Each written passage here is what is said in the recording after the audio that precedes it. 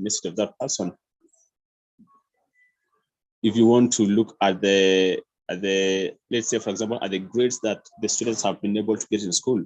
So we, under qualitative data, we have two types. We have nominal and we have ordinal.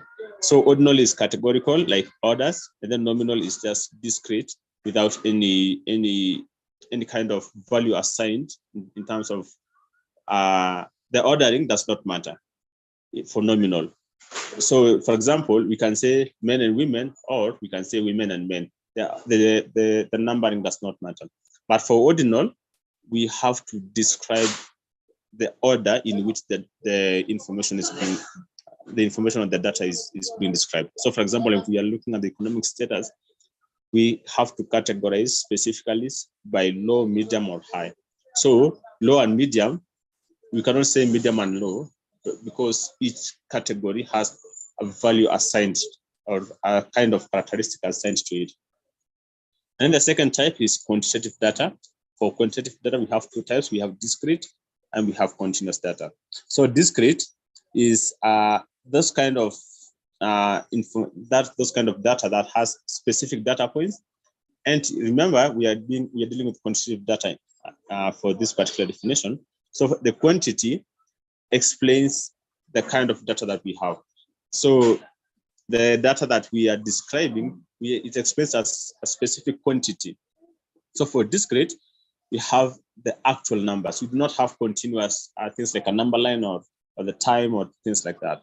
But for continuous, there is an infinite number of data points between two specific categories. So for example, we have the height of children between 5 meters and 6 meters, we have a continuous amount of information that can be able to collect there.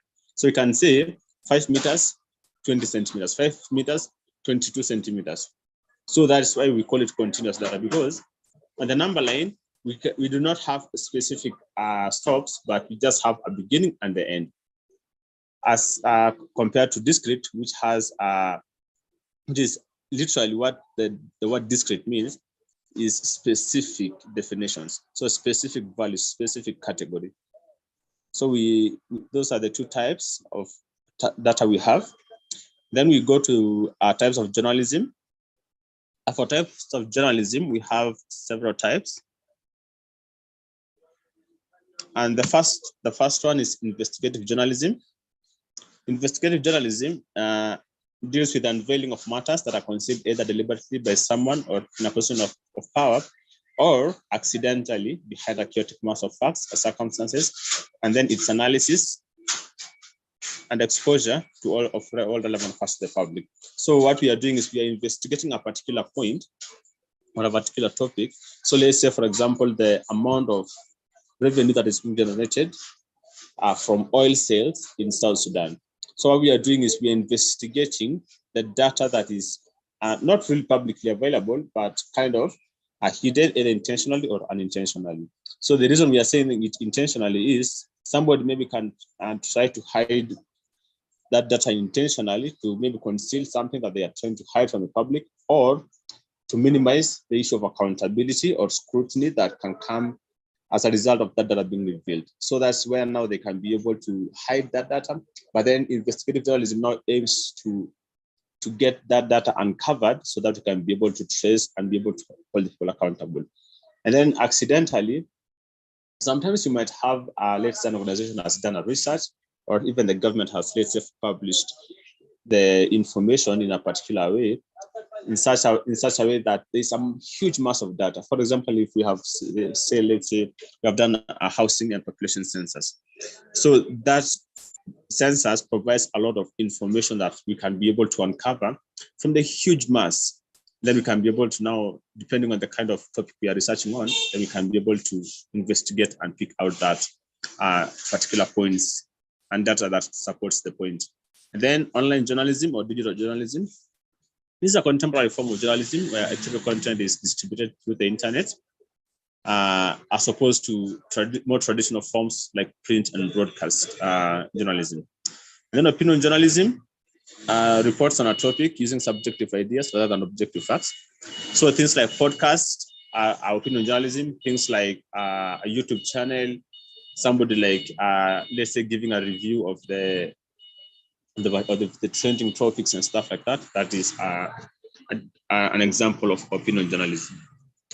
Then the fourth one is broadcast journalism. Of course, that's normal reporting information to the public through media, through the radio and the television. Its categories include sports, weather, traffic, news, and entertainment.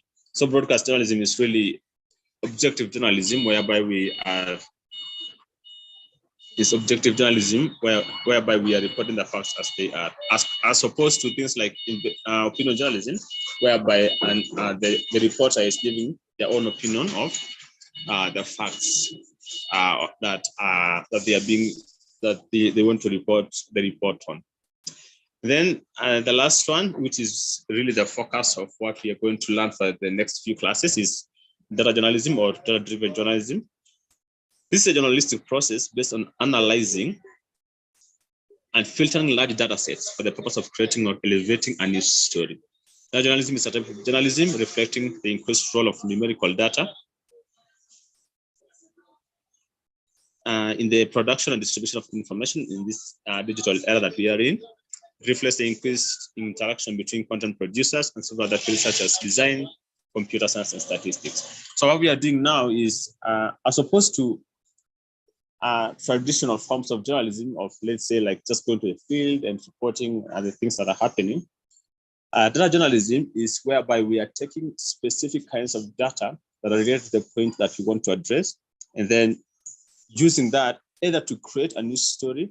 So, for example, by creating a news story, what we mean by that is we are using the data to really explain a specific point that we want to address. Or we can also use the data to elevate a news story. So the story is already, the news story, we already have it, but now we are using the data to now try and extrapolate the evidence that we are providing in support of our story. So we are really going to focus on that for the next few days, and I look forward to us having that discussion. Next slide.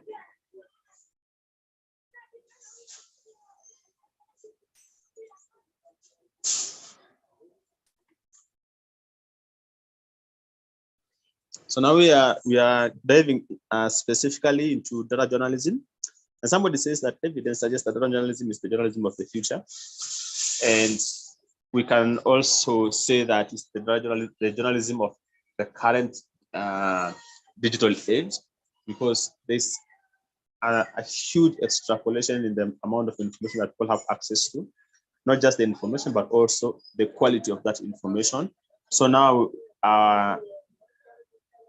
the data journalism seems to be the data journalism seems to be the journalism that is being currently witnessed, unfolding in our various newsrooms, both in different parts of the world. So whereby we are having a lot of research, a lot of data, a lot of information that is being supplied by the reporters to back up or to elevate their news stories. Next slide. So, however, I know it's in the digital age, but this is a topic that has originated from a very, very long time. That is in 1854, even before the scramble for Africa, which happened towards the end of the 19th century. And somebody by the name of John Snow was the first one to really use this kind of information to be able to back up their story. So there was an outbreak of cholera in London, and at that time, people were saying that cholera is caused by agents that are being transmitted through the air and stuff like that. But then he was a doctor, and he took upon himself to do the research and to be able to map out all the streets, and also to be able to so what he did is he put an outlay of the streets, and then he just named each of them. And then during that time, people were using water pumps. just like what still happens in many parts of our countries. So people were using water pumps. So depending on where you are located, there was a centrally located water pump that serves as a specific number of streets in London. So what he did is he was mapping three things: the cases, which are represented by the red dots, the streets, of course, which are labeled, and then the water pumps, which are represented by the taps. So what he did is he mapped out where each of those taps are, and then the concentration of the cases. And apparently, it was discovered through his use of data journalism that a specific well had actually been infected by a child, like by the how do we call it, the disposables from a child who had cholera. So I think it was just disposed like that, and then it entered into the water pump or something, and then through that now it was transmitting cases. Because you see that on this particular around this particular pump, there is a huge concentration of cases.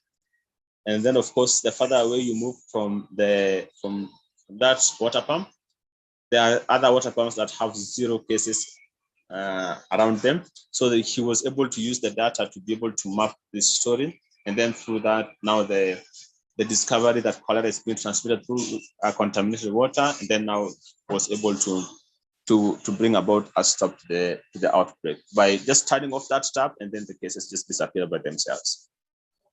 So that is the earliest form of journalism. And then now we want to look at the types. So there are several types of journalism stories, and by stories I mean that the end game that we have here is we want to present stories to the audience, to our target population. It could be the masses, it could be a specific target. So now we want to look at types of journalism story. The first one is a novelty. So what we are going to do is we are going to look at the definition and the use case, the definition and the use case for each of them, so that we can be able to save on time. So the first one is a novelty, and this is never seen before data says. So by novelty, we mean that something that has not been seen before. So when investigating data sets that have not been revealed before, use simple summaries. That's why when you see something like a population census has been done, that is a data set that has never been seen before. So what we do is we just do aggregations of that data to be able to provide simple summaries that can make it easy for people to understand and for the journalists to be able to use it to back their story up in a way that's not complicated. And then we go to the next one, which is an outlier. An outlier is something different from all other members of a particular group.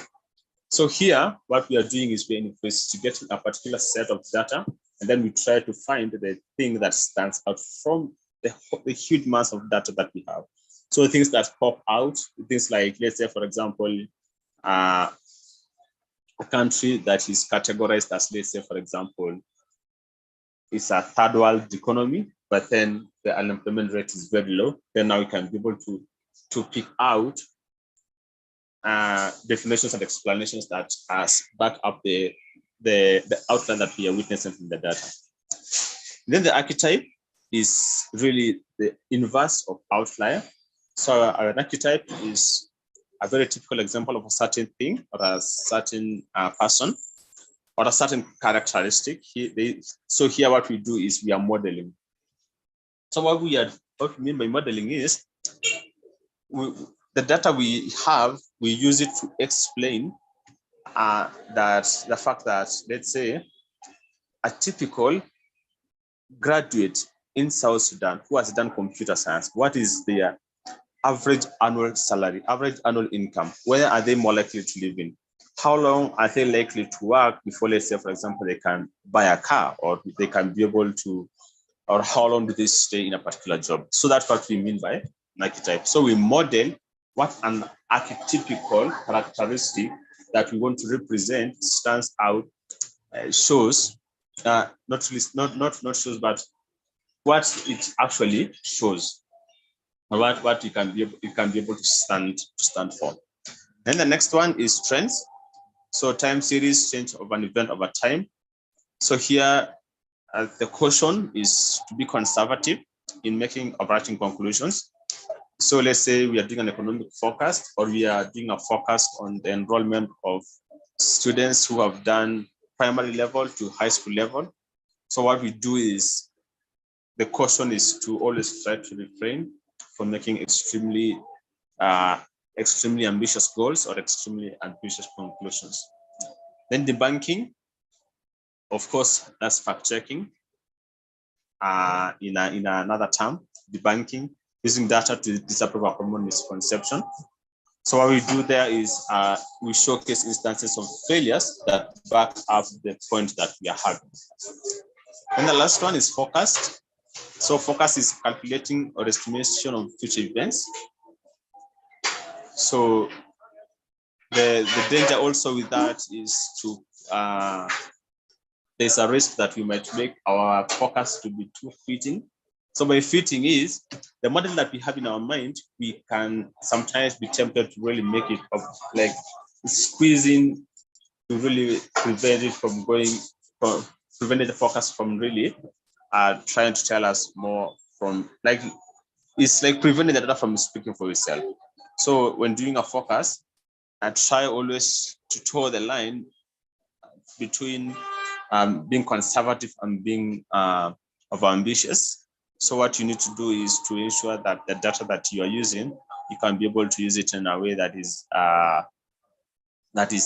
conservative, and also tries to explain the point that we have. Importance of data journalism. So there are several things that data journalism gives us. The first one is it gives us the ability to tell richer stories. So by that, I mean that it gives us the ability to really elevate our story and really explain the dynamics of a complex situation in a much more simplified manner. So journalists can analyze the dynamics of a complex situation, such as a political debate or riots, and help everyone to see possible solutions to complex problems.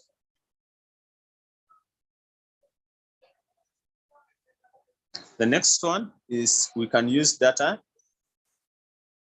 Using data means there's less guessing and more facts.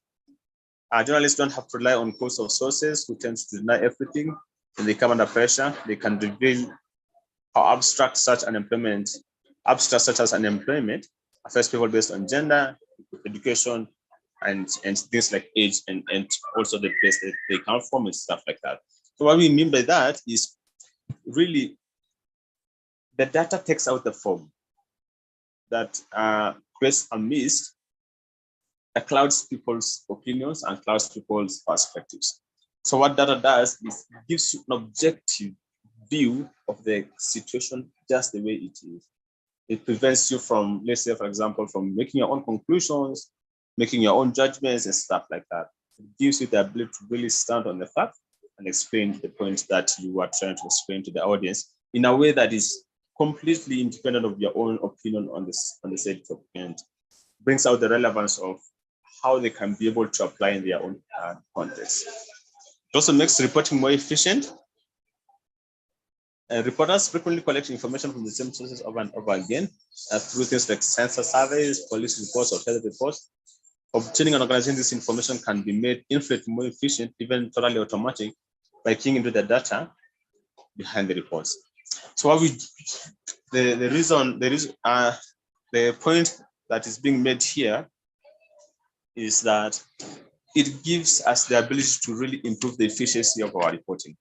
By efficiency, we mean we already have an experience of what we have been able to do with this data. We already know the things that we want to address.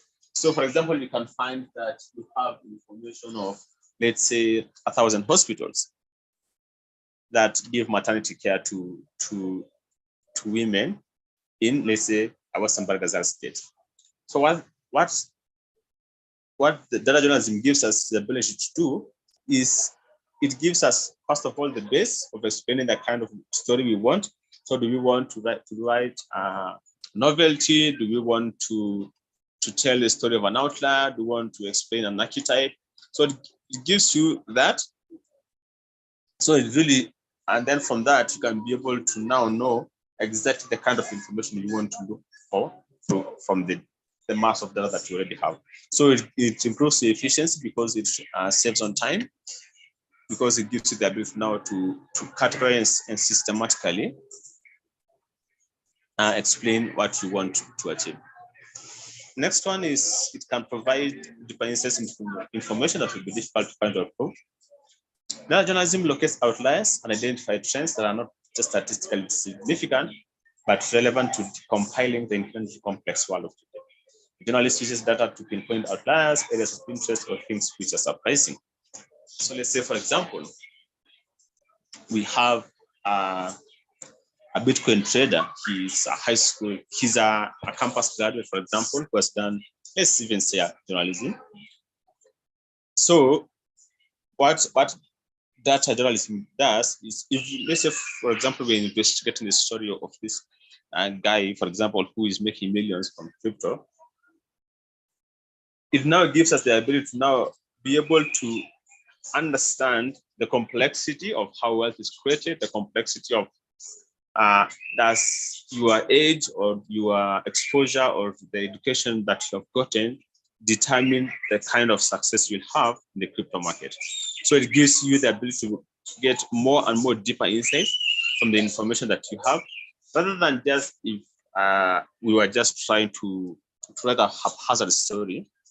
It gives us really the ability to be able to gain that kind of information.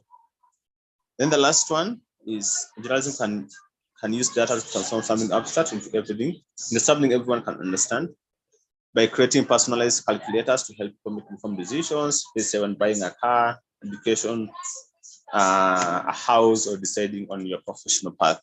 So what it does is it gives you now the ability to customize the tool. Let's say, for example, if you're trying to find out the kind of car you want to buy, now it gives you the ability it gives you the skills to be able to do the research, to be able to understand the market, be able to understand the pricing, be able to understand the kind of value you're getting vis-a-vis the price, so you can be able to really compare and see if it matches the kind of anticipation that you are expecting from the product that you're purchasing.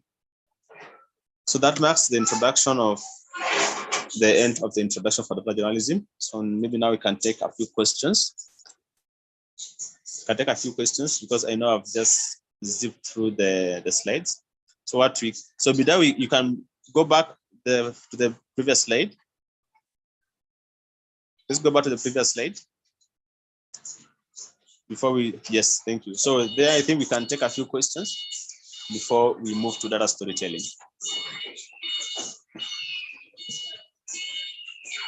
So maybe what we can do is if you have a question, maybe you can raise your hand, or you can be able to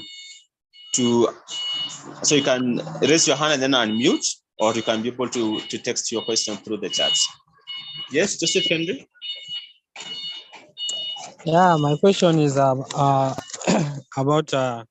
I don't know, are there some maybe softwares that data journalists can use to analyze the data, or how is it possible for them to analyze large amount of data in a short time? Okay, we are going. Yes, there are tools, of course, and we are going to study them in the next class. From study for the next class, we are going to start working on the tools. Okay, thank you. Okay. Any other questions?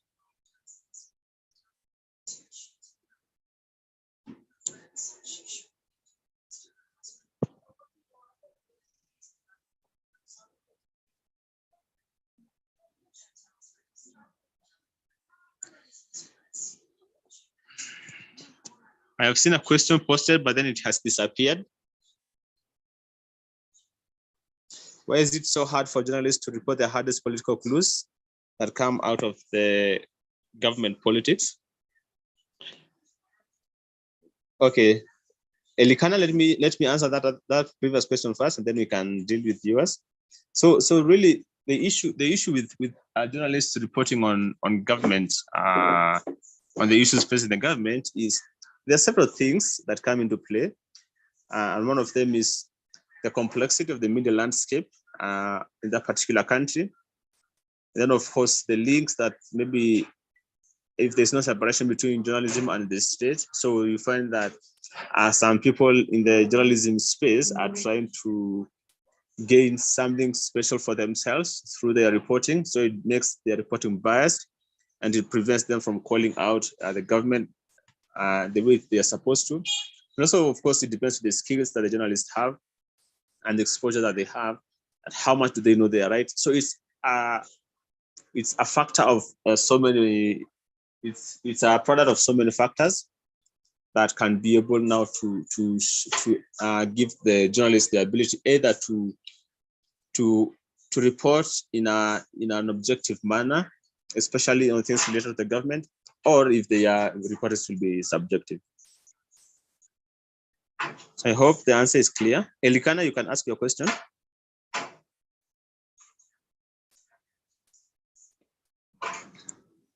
Yes, Sir Granite. But I have so many questions, of course, had to ask you. You're explaining so good, Granite. So I have another question to ask you again. The question is, why is so hard to report during a war zone or either war zone information to the public by the tourists? Okay, like if there's a war, like the war, who has gone right and who has gone wrong? Because sometimes information like that will not be allowed to the public. Sorry, How your we line is can do. breaking a little bit. Okay, I says why it's so hard to report war zone information to the public by the journalists sometimes. Are you saying that why is it so hard to report during war? Is that your question? Report. Okay, why is it so hard to report war zone information to the public by the journalists? Bida, are you getting his question? Maybe you can type your question. Please just type your question in the chat box. Labur, you with this accent of yours. It's okay. It's okay. Okay, I see another question on the chat box. Similarities between data journalism and investigative journalism. Of course, investigative journalism is a branch of data journalism. So the skills that you will use to do a data journalism story are precisely some of the skills that you will use to do investigative journalism. And then how do journalists treat numbers in data journalism reporting in the form of quotes and paraphrasing, or how do you paraphrase numbers? Bida, can you paraphrase numbers?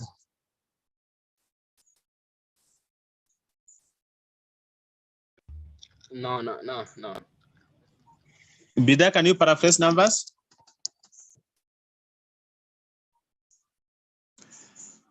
So to try and address that, usually what happens is the data that the journalist is using usually forms part of the story. So in terms of tables, in terms of reports, in terms of charts, in terms of things like line graphs, so you cannot paraphrase numbers, because paraphrasing is usually what we call indirect speech. And indirect speech, of course, you cannot have indirect speech in numbers when reporting on numbers.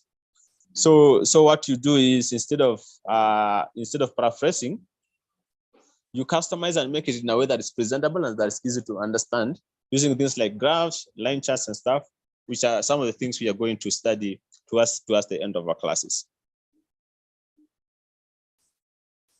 Any other question?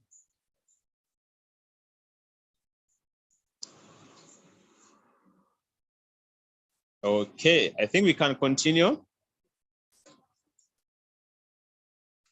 We can now continue.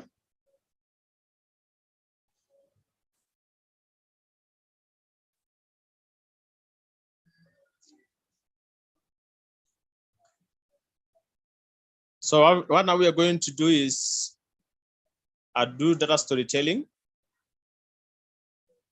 So which is basically the tail end of the data journalism that you are doing.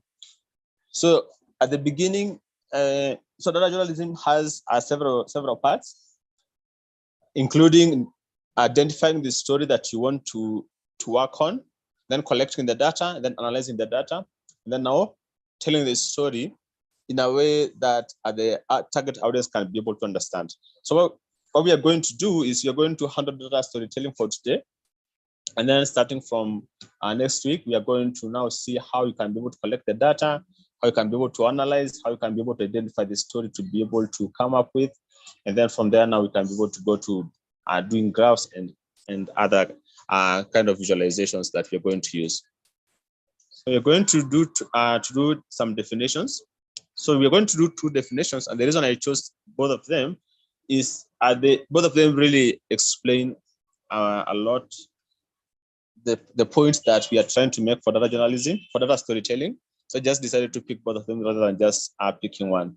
So the first definition is, it's a method of delivering messages derived from complex data analysis in a way that allows the audience to quickly and easily assimilate the material, understand its meaning, and draw conclusions from it. So really what we are doing is, us as the journalists, we have done the background work of collecting the information, of starting, of course, identifying the story, collecting the information, analyzing the data, visualizations, presentations. Then now what we are doing is we are using data storytelling to share the complexity in a simplified manner that gives the audience the ability to be able to understand and draw their own conclusions, understand the meaning and draw conclusions from the story that we are trying to explain. And the second definition is data storytelling is a way to transform statistics or facts into stories. Basically, that is what it is. We are transforming the facts into emotional stories in order to communicate public knowledge to people and to support better decision making. It tells stories, answers questions, and creates an impact on the understanding of our lives. It couples data visualizations with compelling narratives that help the audience to better comprehend and take action based on data analysis. While effective data visualization helps people grasp and remember key takeaways, data storytelling is essential for helping them understand why these takeaways are important. So what we are doing is bridging the gap between the collected data and the emotional application of the impact of the story that we are trying to explain. So what I mean by that is, you see, the general public does not have the understanding, the specific training that journalists have. So the way a journalist understands a story, the way they can be able to grasp the idea and the concepts that are being explained there is completely different from how, let's say, for example, an uneducated, let's say, individual from, let's say, WOW or a Unity State can be able to understand the story. So what we are doing is we are taking the story and breaking it down to a level in such that person can be able to understand and then make an application on their lives. So let's say, for example, if we are investigating cholera outbreak or even let's say COVID-19, we take the data, we already have the data collected by the government and other agencies. We break it down in such a way that the person can be able to understand that if I do not wash my hands or if I do not do this and this is going to be the consequences of my actions. So it really gives the ability for somebody to be able to understand more clearly the thing that we are trying to explain. Functions. Next one. Functions of data storytelling. Next slide, please.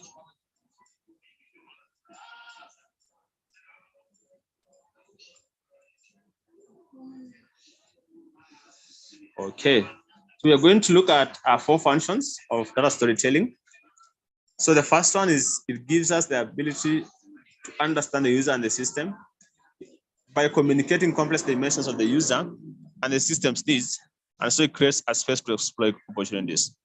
What I mean by that is we have the user who is the target audience. We have the system, which is the method and principles of journalism done by the data storyteller. So what data storytelling gives us is the bridge between both of them, to be able to understand that this is how we can be able to target these people, what opportunities avails to us, does that avail to us? They say things like trainings, things like community empowerment, things like information sharing, information gathering, stuff like that. Then, of course, the next function is it gives us the understanding of the scale of social challenges by providing a sense of the scale of challenges against personal experiences. So what we are doing is we have gone to the field, we have collected the information, and then now we can be able to understand the scale or the magnitude or the quantity or the quality of the challenges that are facing people on the ground, because we can be able to match the data that we have collected vis-a-vis the personal experience that the individuals are having. And the next one is harnessing collective information on decisions. It accelerates conversations which identify problems and design possible solutions in a short period of time. So by that we mean, let's say, for example, we are trying to understand the issue of, let's say, education. So what we do is we collect information from different sources. From universities, we do research, we do questionnaires, then we go to the Ministry of Education, we go to local governments, we go to individuals, we go to parents. So what we are doing is we are combining the information from all the different sources and harnessing it to improve the collective knowledge that that community has, or that government has, or that country has on that particular subject that we are handling.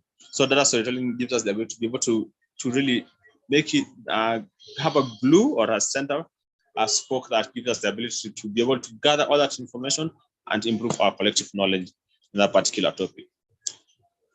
And the last function is communicates the impact of the services. So it enables governments, public bodies, charities, and nonprofit organizations to communicate the impact of their work effectively. So what we are doing is now we are doing the particular work that we are engaged in. Let's say, for example, the issue of FGM or gender-based violence. So what we are doing is we are collecting information from different sources, and we are using it to knit a story that can be able to communicate the effectiveness of our work. And that is the power that data storytelling gives us. Principles. Next slide, please. So there are 3 principles of data storytelling. The first one is user-led research, user-led data research. So it's an act of narrating a human story behind the numbers. So by that, we mean is we are not creating up our own information. The journalists are not telling their own stories, but they're telling the stories of the individuals of their particular population group or the particular segment that they are reporting on. So, and then the next principle is storytelling. Data storytelling is an act of narrating a compelling story.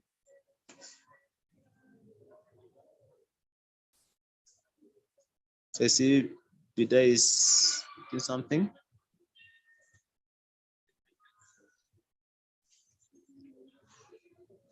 Let's just, okay, there you go, perfect. So we say that another principle is storytelling. So it's an act of narrating a compelling story, to be able to explain the point through a human touch. Then the last principle is participation. So data storytelling is a catalyst that encourages thinking and conversation.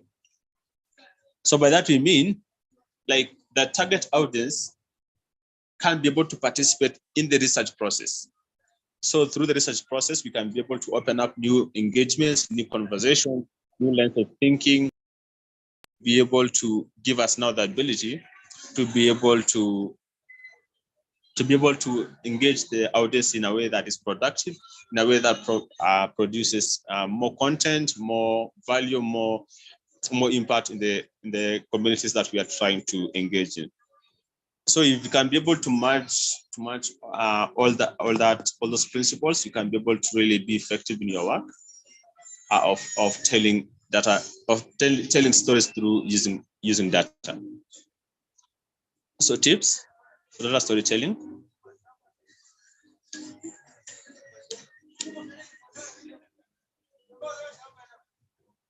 So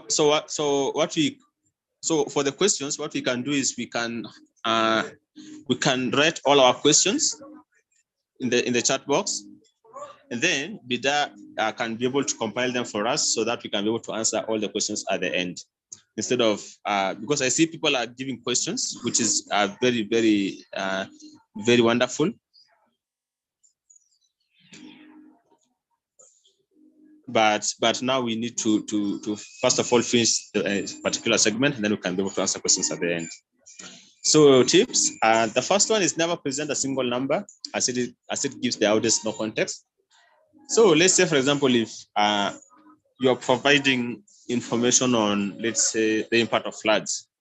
So what we do is always try to provide at least some context to the presentation that you are making, so that you don't just throw around the number saying this amount of people were affected and they were displaced and this is what happened. That story will not be compelling. What you can do is you can be able to compare, let's say, for example, last year, this year, then you can show the rates, the increase, let's say, for example, in the coverage of the places that are being affected by floods, things that could also be contributing, things like deforestation, things like climate change, so that you can be able to have a context for your audience to understand the point that you're trying to make. The next one is, even though we do not want to present a single number, highlight one focal point, since the human brain is designed to identify patterns. So the importance of that is it helps your audience to focus their attention on the particular thing that you want them to take away from your presentation.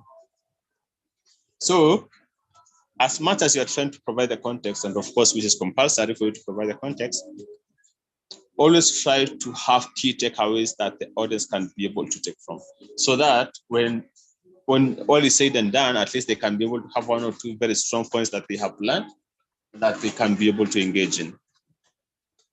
And then the next one is use colors to provide contrast. We're going to study that when we do graphs. And then be consistent with your style and format throughout the presentation. Of course, that includes things like formatting, things like colors, things like how you present the work that you are trying to communicate. Then the last tip is use appropriate chart types. So what you're going to learn and what we are going to discover is very interesting. That's and is a problem I have seen through in several platforms, whereby somebody uses a specific chart type to be able to communicate completely different things. So, for example, if you are trying to communicate things like, let's say, gender or gender disparity, or things like education, things like that, you can be able to use line charts, you can be able to use bar graphs. But the other things that will work better if, let's say, if you use a map chart, or you are using, let's say, a histogram, you're going to study each of them, each chart type, and the appropriate use cases that can be able to use for the application. Next steps. Next slide, please.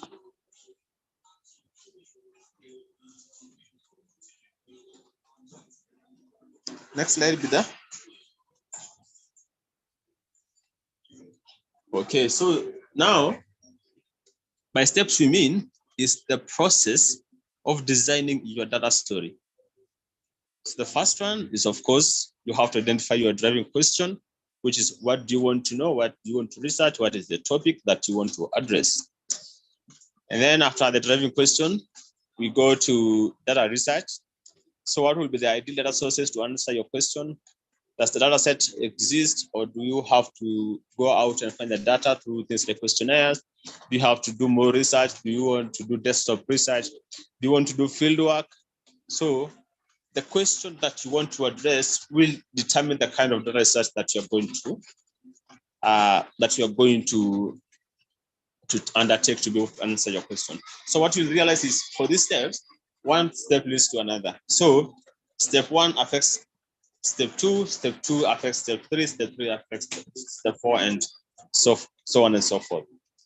So once you have done your research, you've collected your data, you have found all the information that you need, then now we go to the next step, which is how can you visualize the data set to answer the question?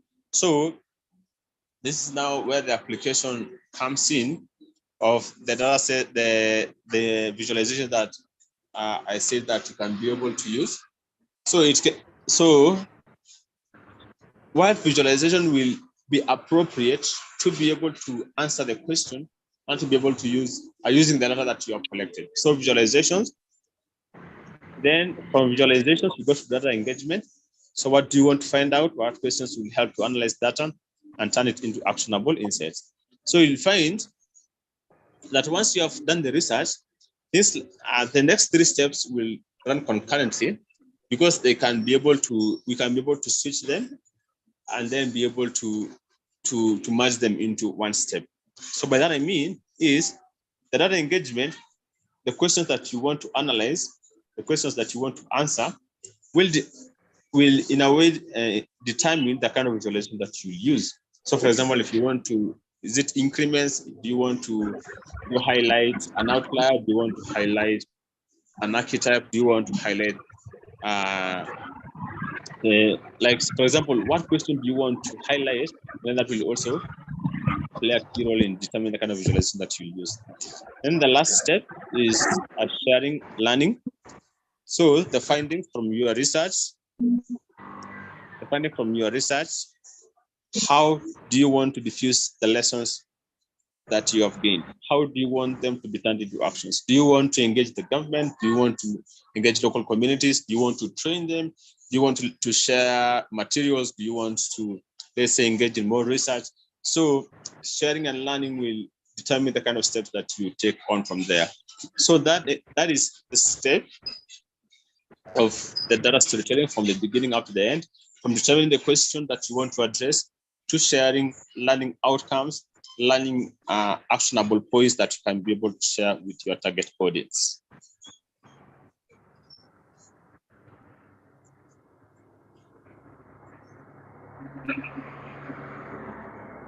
So we're going now to learn the steps. We're going now to learn the steps of, not the steps, the types or methods of telling stories with data. So the first one is, we are going to look at two steps for today. Discovery method is the first one. So this is a step that involves walking the audience through your personal journey as you conducted the analysis that led you to your big idea and to your recommendation. It's the inversion of the normal way of giving a presentation, starting with recommendations, reasons for that evidence, and then the evidence to support your reason. So what we are doing is we are leading the audience in a discovery journey, telling them that this is the question I want to address. Let's say I want to ask to, let's say I want to inspect the issue of unemployment in South Sudan, just as an example. So the audience, now their minds start running. What are the things that determine unemployment? And then from there you go to, now for us to answer this question, this is the kind of research we're going to do. This is the kind of data that we have. We did this research, we did open questionnaires, we did desktop research, we did online research, and this is the data that we collected. And then from this data, we were able to start these insights. And then from that insights, this is the recommendation that we want to give out as the action plans. So what you're doing is you're taking the audience on a discovery journey and bring them on par with yourself on how far you've gone in the story that you are aiming to present to them. So always aim to turn your ideas into the ideas of the audience, since people are more likely to pursue their own ideas rather than those of other people. So let's say, for example, you are giving a presentation. So a very effective way to be able to capture the audience is let them voice their opinions on that question. Let's say we are doing the question of unemployment. What you can do is you can actually just take a sample of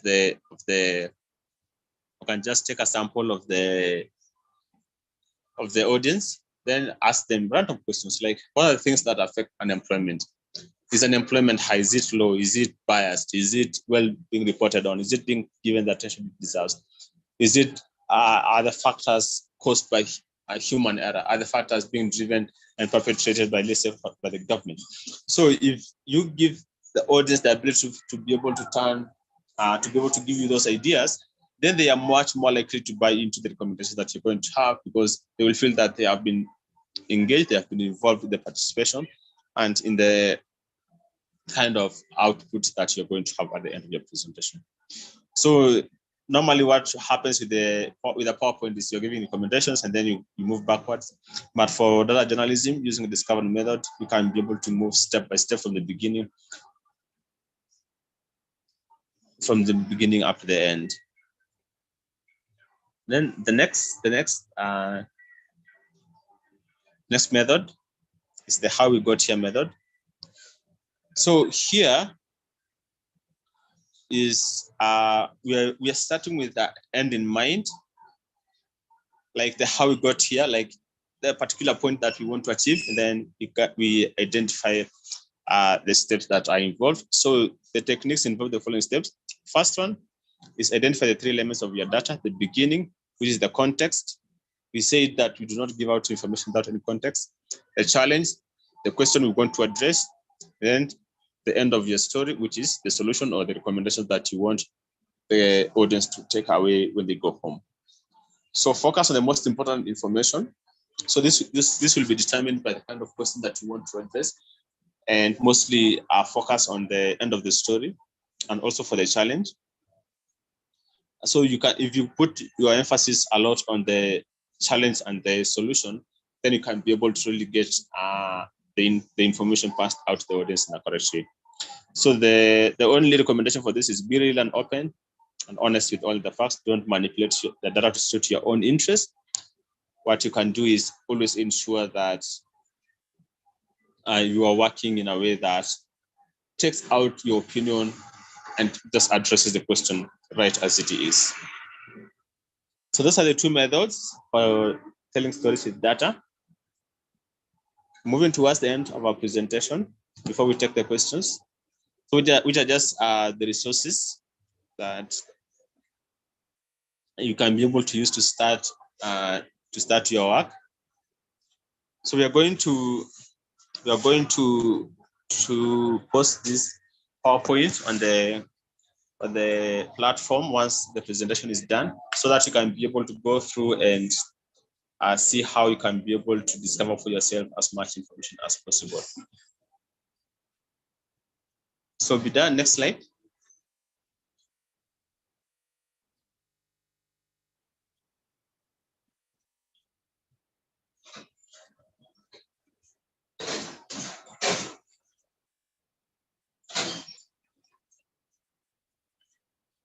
Let's go to slide 17 on resources.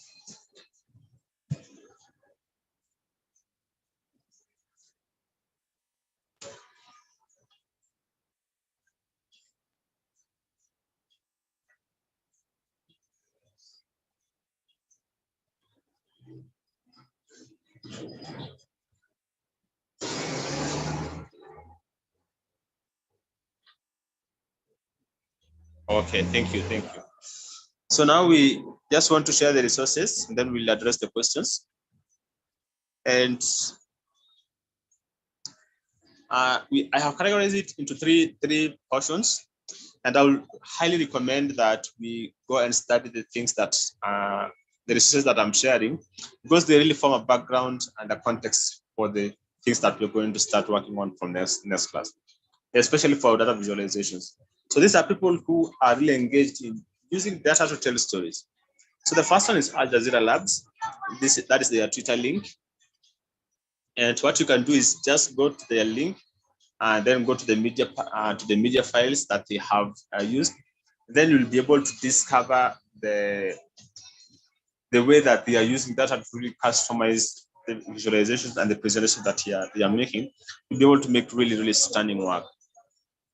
And the next one is Mona Chalabi. So Mona Chalabi is an Iraqi-born American-based journalist who is a champion of hand-drawn visuals. So the creatives in the house, this is your segment. So what she does is she draws the kind of story that she wants to present. And she does amazing work. We are going to look at many of her work when we do the graphs. So really what she does is, instead of using computer-aided graphics to be able to do presentations, instead of using things like Excel, things like Flourish, some of the tools we are going to study, she actually just uses her artistic creativity to be able to explain the story that she has. And she has amazing work. You can be able to check it out. And of course, the New York Times is also another very good one. The next one is the pudding.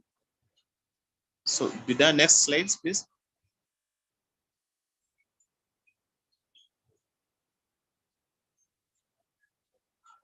No, next slide, next points. And data journalism champions.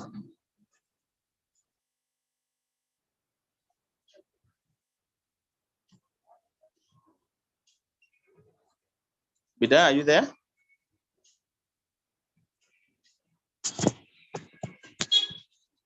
So it seems that Bida is not hearing us. So I've just listed some of the other examples there. We are going to look at them when Bida gives us the next slide.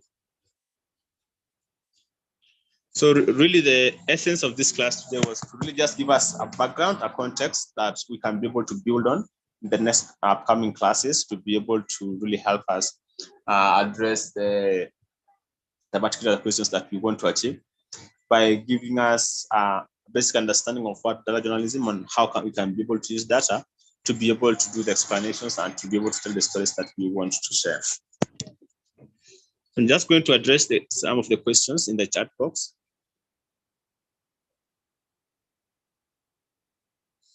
So I see that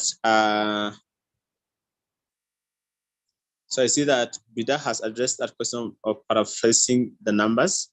So he's saying that paraphrasing numbers is a technique used in writing to restate numerical data in a different way without changing its meaning.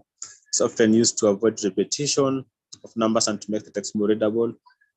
So one way to do that is by using percentages or approximations. So for example, instead of saying 20% of people, you can say 1 in 5 people. Another way is to use fractions or ratios instead of decimals. Okay, I think that addresses the issue of paraphrasing that was asked by, I can't see the name. It seems like it's producing numbers at the name. And then Marlene Kadi, our documentary is part of data storytelling. Yes. And classic data storytelling ways.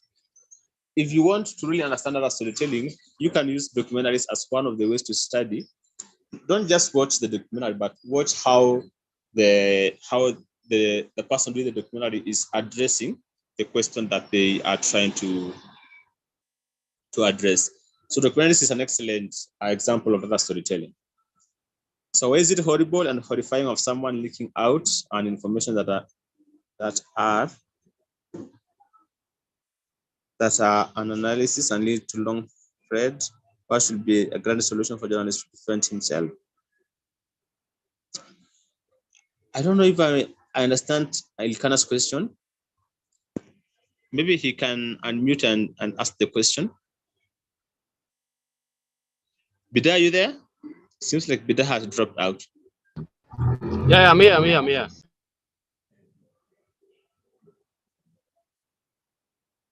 Is that Bida or Elkana?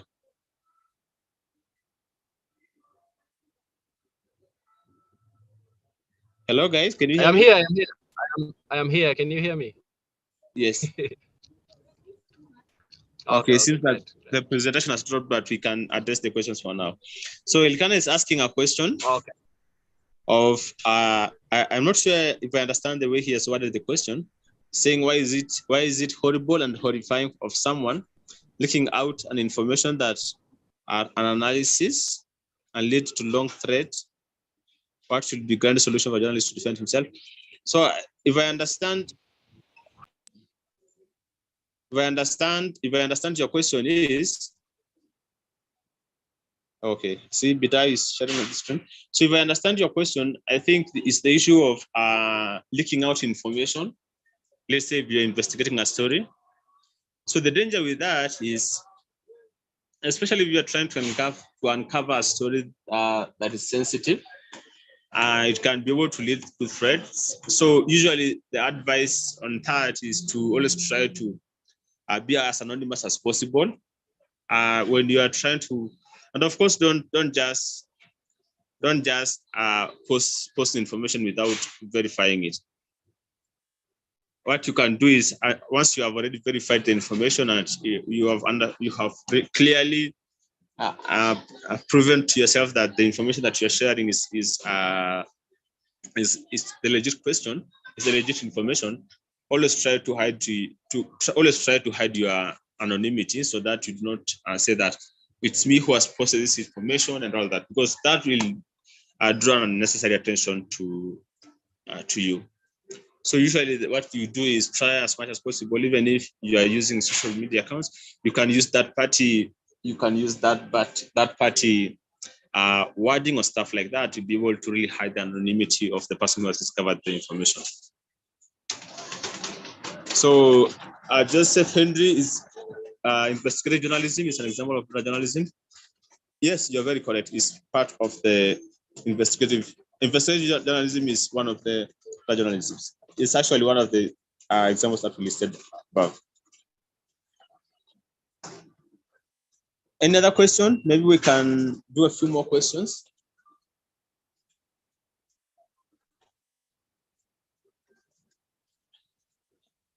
Bida, you can stop the screen sharing for now because we have already come to the end of the. We have already come to the end of the presentation, but it seems like there are some slides that are duplicated at the bottom. So just end the screen sharing, please. Okay, thank you. Any other question? We still have a few minutes to be able to address questions.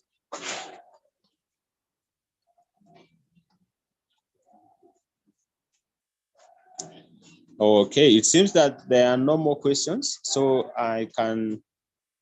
Okay, I see 2 questions from Joseph Henry. He has risen his hand, and then Ariath Golden. To what extent has data journalism affected the perception of information by the audience? I think that's a subjective question, Ariath. And the reason I'm saying a subjective question is it depends on the audience that you're addressing, and also it depends on the kind of information that you're passing out to them. So data journalism, really the aim of data journalism is to ensure that the data journalist is extremely effective in their reporting to be able to address the questions that they want to address. Okay, I hope I've answered the other questions clearly. To what extent has data journalism affected the perception of information by the audience? Okay, I see somebody had addressed their hand. Joseph Henry, you have a question? Yeah, my question is about, you talked about the resources, whereby you talked about Al Jazeera Lab and the other New York Times and whatever. So my question is, does it mean like those are where like data journalists get information from to use and tell their stories, or I don't know, what is that all about? No. What I mean by resources is examples of people who are using data journalism in their day-to-day work. It doesn't mean that we get, like, you guys can be able to get your information from those places. What it means is those are people who have been able to really understand the niche of data journalism to be able to use it to elevate the presentations and the stories that they are giving to their audience. I'm not saying that the sources of information and all that. What I'm saying is they are people who have really mastered the art of journalism to be able to use, especially graphics, to be able to explain the points that they are trying to make. So in other words, we can just use them to learn how to do data journalism. Yes. Sorry, repeat your question. I'm like, so in other words, that means that we can use them how to learn how to do data journalism. Yes, yes. So what you can do is when you go to those sites, be objective as a journalist. Don't go there as a consumer of that content, but go there as a journalist who is looking for tips on how to be able to improve their work. So how do you do your presentations? How do you do the introduction of a story? How do you do the taglines? And how do you use the colors? How do you use graphics? Like, just go there to be able to study how to improve the delivery of your work that you're doing, not really to consume the content that they are posting out. Is that clear? Yeah, it's clear now. Okay. So, any other question?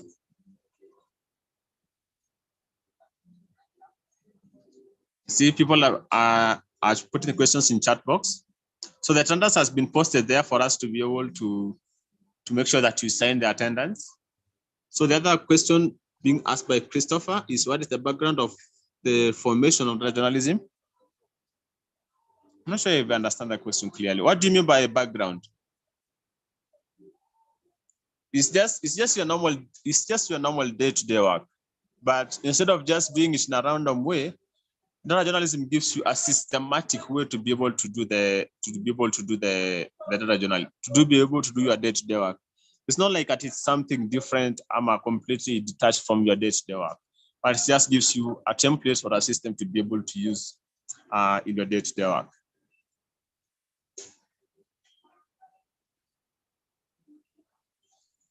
Okay, any other question, guys?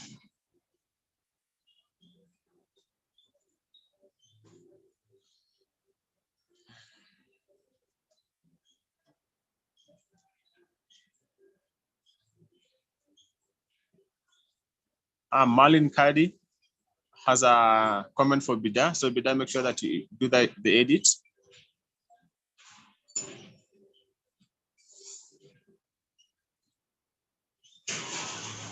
Any other questions?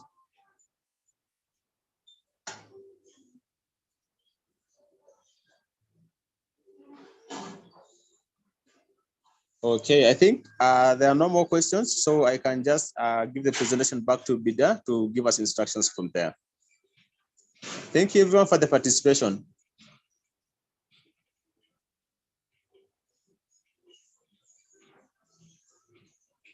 Bida?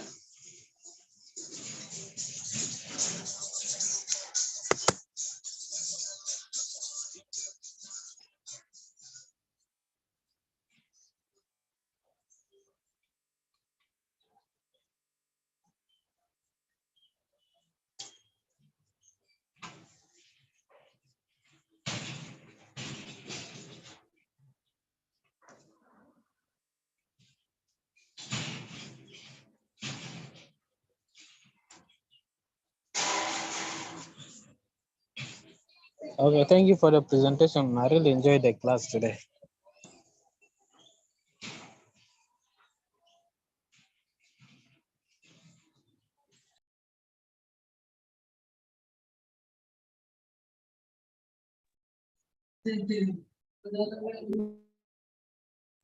So thank you everyone for the participation and have a lovely evening. We are going to share the content on the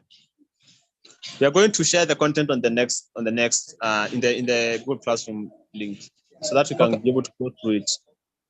Okay, I think let me ask this question. I don't know for the next lesson, should we be able to come with to be with our laptops, or how, or we shall be able to just use the phone alone? So what you can do is you can be able to follow through the phone, but then make sure that there will be assignments from the next class that you can be able to do it. So you make sure that you can be able to have a way, either using your laptop, most likely using your laptop, to be able to do the assignments and to be able to submit them. But you can still follow the class just through your phone. Okay. Okay. Could you share us the PDF on our group too? Okay. We are going to do that. Thank you, Les. Thank you. Okay. Okay, Steve. Thank you for the lesson. It's like Bida is having internet problems, but thank you for the lessons, and thank you everyone. Let's meet on Tuesday next week. Okay, enjoy your evening, guys. Thank you.